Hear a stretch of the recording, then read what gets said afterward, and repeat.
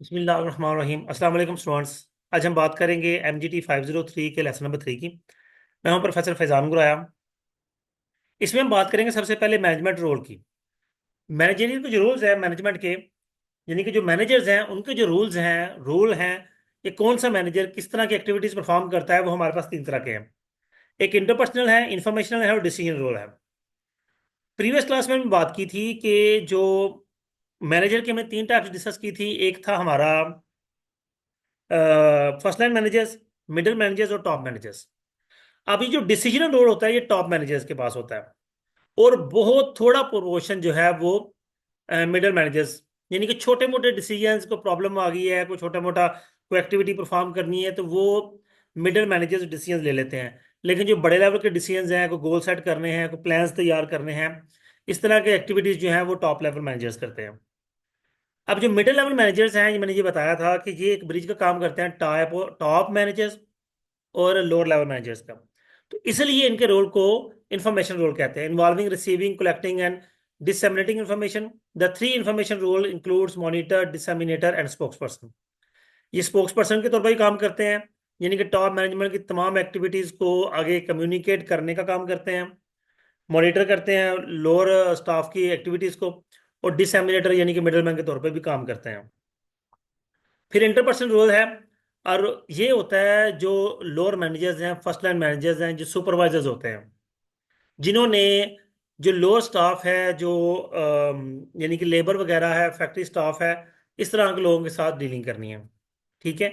और ये ज़्यादातर फिगर हेड, यानी कि एक रोल मॉडल के तौर पर, एक लीडर के तौर पर, या एक लाइजेंस के तौर पर काम कर रहे होते हैं। लाइजिंग स्पोर्टिव पर्सनैलिटी मैंने लास्ट क्लास में बताया था। ठीक है। ये आगे फिर इनको थोड़ा सा वो एक्सप्लेन कर रहा है जो बातें मैंने आपको बता दी हैं। यहाँ पे इनको रहता रहता वो बता रहा है कौन सी चीज़ क्या है। जिस तरह फिगर हेड है, मैंने बताया बताया आपको भी। Role model, symbolic head, obliged to perform a number of routine duties of a legal और सोशल नेचर। यानी कि खुद पहले काम करेगा और फिर दूसरों को कहेगा कि जनाब ये काम मैं कर रहा हूँ और ये आपने देख लिया और आपने इसी तरह करना है। ठीक है, एक रोल मॉडल के तौर पर काम करता है। ये सारी चीज़ें वही हैं जो भी मैंने आपको बताई हैं। लेकिन अगर आप इस टेबल को देख लेंगे, इसको प्रिपेयर कर लेंगे, तो आपकी प्रीवियस जितनी भी चीज़ें मैंने बताई हैं वो सारी ऑटोमेटिकली क्लियर हो जाएंगी। अब देखें, डिसीजनल में एंटरप्रेन्योर है। एंटरप्रेन्योर कहते हैं the person who take the risk, who take the initiative. वो बंदा जो रिस्क लेता है, इनिशिएटिव आगाज करता है, उसे एंटरप्रेन्योर कहते हैं। Disturbance handler, responsive for corrective actions when organisation faces important unexpected disturbance. Organisation loss में जा रही है, सेल्स नीचे आ रही हैं, कोई नई एक्टिविटी परफॉर्म करनी है, तो ये डिस्टर्बेंस हैंसलर के तौर पर टॉप मैनेजर्स काम करते हैं। ये सारी चीजें हैं। नेक्स्ट हमारे पास लेसन नंबर 4 में है जी मैनेजरियल फंक्शंस। पोलका जिसे कहते हैं। पोलका क्या है? Planning, organising, leading, controlling and assurance. ये पांचवा बेसिकली मैनेजमेंट का फंक्शन नहीं है। पहले चारों फंक्शंस जब फुली परफॉर्म हो तो उन चारों फंक्शंस की जो कंफर्मेशन है उसे अश्योरेंस कहते हैं। इस बात को कि जी चारों फंक्शंस प्रॉपरली परफॉर्म हुए हैं, अगर श्योरिटी दी जा रही है तो दिस इज कॉल्ड अश्योरेंस। पढ़ लेते हैं, क्लियर हो जाएगा। सबसे पहले planning. It is a management function that involve process of defining goals. अब गोल क्या होता है? गोल कहते हैं किसी भी ऑर्गेनाइजेशन के अंदर जो लॉन्ग टर्म हम प्लान्स करते हैं, प्लान नहीं सॉरी, कोई लॉन्ग टर्म एक्टिविटी हम सेट करते हैं।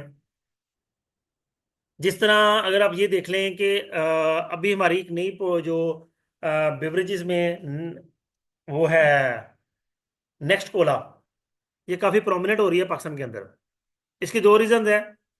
एक तो पाकिस्तानी प्रोडक्ट है, और दूसरी पाकिस्तानी अवाम जो है वो कोक और पेप्सी को बाइकआउट कर रही है। लेकिन उसके साथ साथ वो अपनी मार्केटिंग पे फोकस करते हैं, अपनी क्वालिटी पे फोकस करते हैं, अपने टेस्ट पे फोकस करते हैं, और फिर इस चीज़ को सेट करते हैं कि जी हमें अगले 2 4 5 या 7 साल या 10 साल तक हमें पेप्सी और कोक के मुकाबले में आना है, उनको compete करना है। अभी वो उनके कंपटीशन में नहीं है। अभी सिर्फ नेक्स्ट कोला को ये पजरे मिल रही है कि लोग पेप्सी कोक का बायकॉट कर रहे हैं। लेकिन अगर वो ये गोल सेट करते हैं कि हमें पेप्सी और कोक के मुकाबले में ना, तो ये जो मुकाबला है ये उनका गोल है।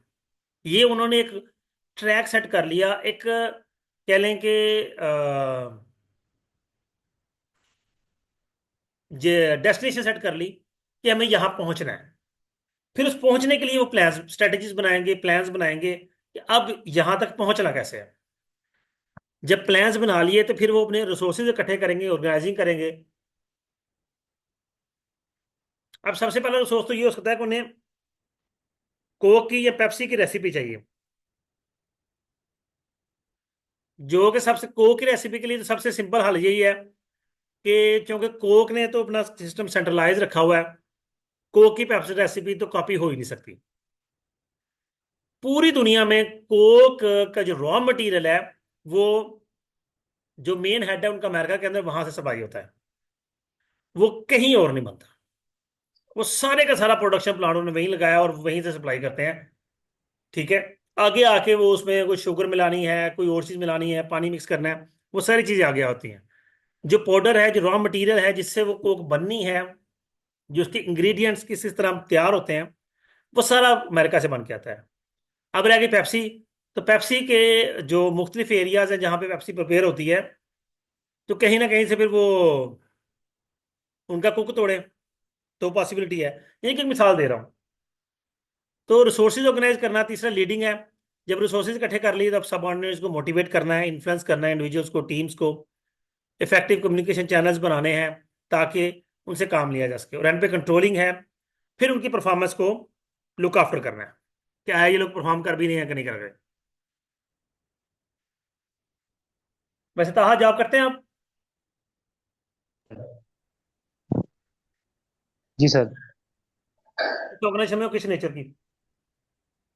अ, सर एक मीन्स के क्वेश्चन के टाइप यानी कि क्या हम काम करते हैं या क्या हमारा प्रोसेस। नहीं, आपकी जॉब नेचर क्या है? सर ऑफिस एडमिन हूँ। ऑफिस मैनेजर, ऑफिस एडमिन, मतलब ऑफिस में कंट्रोल में पूरा, साइट ऑफिस से। अब आप अपने ऊपर अप्लाई कर लें कि आपको कुछ ना कुछ इंस्ट्रक्शंस मिलती हैं अपने सीनियर से। बिल्कुल। जो आपके सीनियर्स हैं वो टॉप मैनेजर्स हैं। उनका काम है ठीक है। कि वो आपको इंस्ट्रक्शंस दे रहे हैं।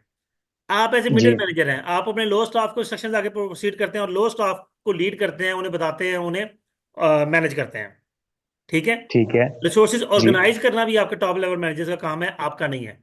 अगर आप ही को ड्यूटी होगी, आपने फर्ज करें, मैं एक मिसाल देता हूँ कि कोई इवेंट करवाना है तो उसी को प्रिंटिंग वगैरह की ड्यूटी आपकी लगती है। जी। तो अगर आपकी ड्यूटी लगी है तो फिर वो आपको लीड करेंगे, बताएंगे कहाँ कहाँ से कौन सा काम करना है। ठीक है। या वो आपको ठीक। ऑर्गेनाइज कर दिया, फिर आपको आप लीड करेंगे, अपने सबॉर्डिनेट्स को ड्यूटी लगाएंगे, किस बंदे ने कौन सा काम करना है, किसने प्रिंटिंग करवानी है, किसने कोर्सेज करनी है। और फिर जब ड्यूटी लगा दी उसके बाद कंट्रोलिंग करेंगे, देखेंगे कि जनाब कौन कौन सा बंदा अपना काम ठीक कर रहा है, नहीं कर रहा, किसने कितना काम किया, किसने नहीं किया। जी। ब्रांड एंड एश्योरेंस आ गया, quality function which demand from every managers that he she ensures that prior management support and management process are place for POLC. यानी कि एश्योरेंस यही है कि ये चेक करना है कि जो जी। पिछले चार फंक्शन से प्रॉपर परफॉर्म हुए हैं कि नहीं। और यही हमारा ठीक है। मैनेजमेंट प्रोसेस है। प्लानिंग, ऑर्गेनाइजिंग, लीडिंग, कंट्रोलिंग, सारा कुछ लिखा हुआ है। नेक्स्ट हमारे पास आ जाता है, ये कुछ मिस्टेक्स हैं जो मैनेजर करते हैं, लेकिन खैर हमें पढ़ने की जरूरत नहीं है।